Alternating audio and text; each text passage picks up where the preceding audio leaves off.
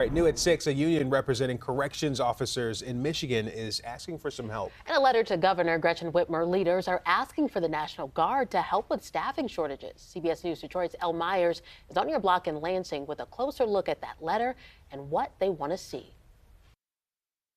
The president of SEIU Local 526M sent a letter to Governor Gretchen Whitmer on Wednesday, calling on her to deploy the state's National Guard officers to help with what they call a staffing crisis. We know she's going to be resistant to this request.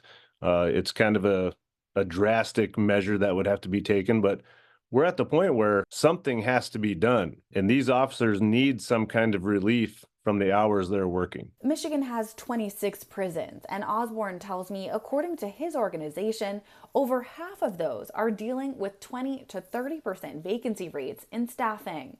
When you're running these shifts with less people than are supposed to be there, that creates problems for the officer's safety and for the prisoner population safety.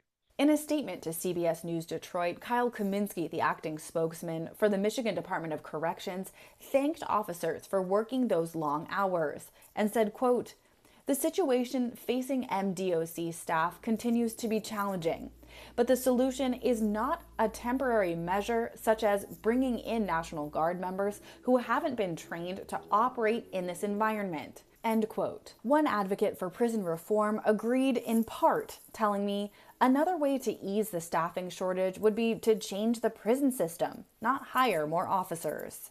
Having National Guard members take over correctional officers' jobs when they haven't been trained in that type of work, I think is wrong-headed. He says policy changes like taking a second look at sentences and implementing time off for good behavior could make our prisons less crowded, which would in turn ease the staffing shortage. I know for a person that spent time in prison, seeing the National Guard coming into the prison would probably be worse. Probably make the situation a lot more stressful for the people that live there.